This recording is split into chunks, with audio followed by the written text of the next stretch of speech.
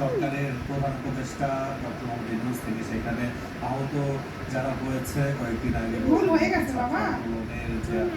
যারা আহত হয়েছে তাদেরকে দেখতে তিনি কখনই শপথ গ্রহণের পর এরকম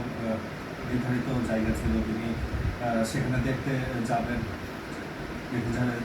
ছাত্র রয়েছে বিভিন্ন পর্যায়ে তারা যারা আন্দোলন করেছে আহত হয়েছে তাদেরকে দেখছেন তাদের সাথে কথা বলছেন।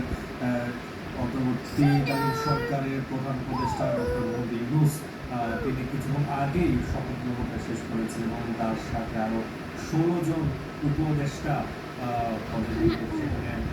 শপথ গ্রহণ করেছেন এবং সেখানে তিনি দেখতে গেছেন এবং শিক্ষার্থী রয়েছে যারা কিছুদিন আগে